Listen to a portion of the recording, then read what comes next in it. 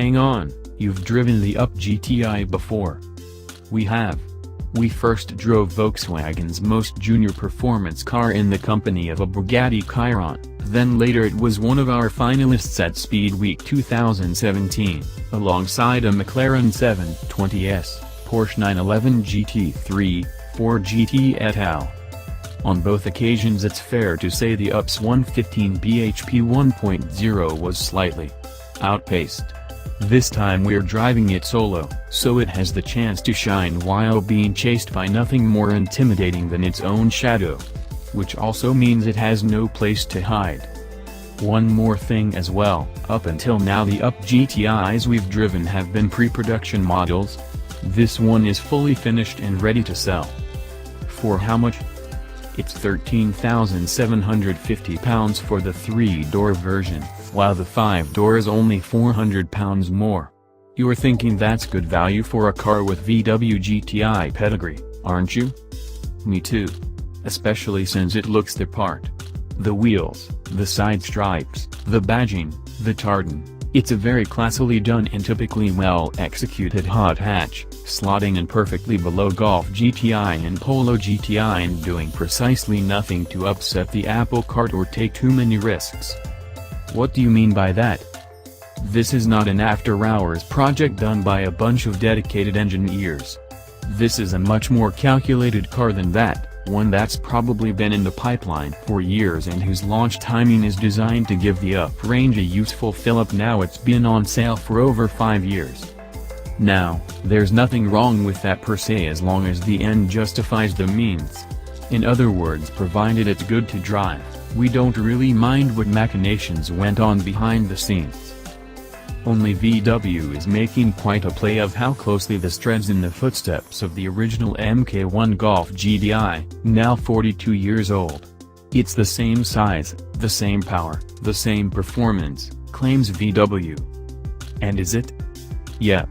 At 3,600 mm long and 1,641 mm wide, it's 105 mm shorter and only 13 mm wider than the original. While 115 bhp is only a 5 bhp gain and the 8.8 seconds 0 to 62 miles per hour time is no more than a couple of tenths ahead of the first ever GTI. Nowhere is there mention of the fact it weighs a quarter of a ton more. Nor that it achieves the same pace only because its 1.0-liter 3-cylinder engine is turbocharged, and therefore boasts 142 pounds-foot of torque from 2,000 revolutions per minute when the old car managed just 103 pounds-foot at 5,000 revolutions per minute. But I digress. What matters is that the Up GTI exists, and that it follows in the footsteps of the mighty midget that was the early 2000s Lupo GTI. VW has proved they can do this sort of stuff. Have they managed it again, though? I'd have to say no. At least not in the way we'd judge a conventional hot hatch. The steering is largely lifeless, the suspension gets jouncy over bumps, the gearshift ought to be snappier, the pedals better spaced, the traction control needs to be loosenable, throttle response way more alert. It turns out that driving it back-to-back with supercars wasn't the issue. The Up GTI just isn't quite as talented as it ought to be. And yet, I still want one quite badly. It's kind of irrelevant that it doesn't behave like a hot hatch, because it's aimed at a different environment. The Up is a city car and the GTI version is a proper hoot in town. The standard Up benefits, size, view out, build quality, turning circle, are all there, and to that VW's added enough character to put some pep in its step. The engine might be flat until the needle passes 2,000 revolutions per minute, but then it's off in a second gear scruffy scrabble of torque steer and, if you're lucky, a dash of wheel spin. The gruff little 3-pot even sounds half decent. And while the steering might not give you any feel, the front end it controls actually has enough bite and grip to give you confidence through the 195/40 R17 tires. Many roundabouts are its natural hunting ground. So for a dive about the urban landscape it takes some beating? It does. It's much smaller than a Mini, rides far better than an Abarth 500, and is far better finished too, looks the part and acts the part. At a push you'd get 3 friends in there with you. It's so friendly it's not even faux aggressive, and as standard it features most of the nice stuff you want. That means a 6-speaker stereo, USB, aircon, Bluetooth, heated seats, DAB radio, plus affordable options to get sat-nav and so on via phone app. And I reckon that probably matters just as much to the average Up GTI buyer. What about if I do take it to a cracking road? Depends what your cracking road is like. I took it to the Col de Braus inland from Monaco, one of the stages of the Monte Carlo rally.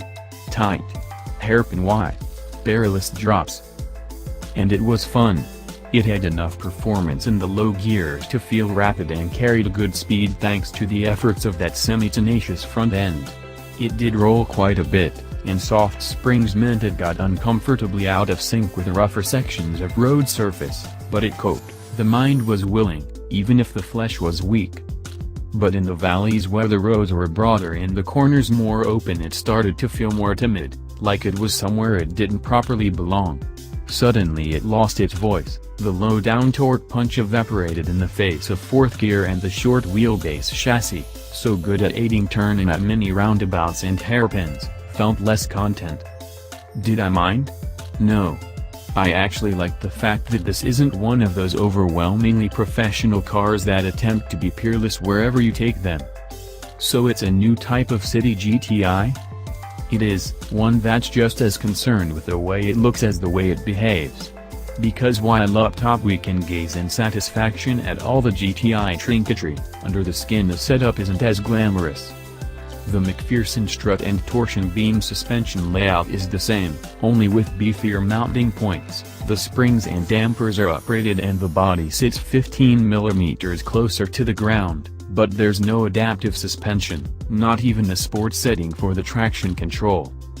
Personally I think and hope it'll be a big success, and that it will attract new buyers to the GTI flag, because heaven knows this isn't a car in the mold of the hardcore Lupo GTI.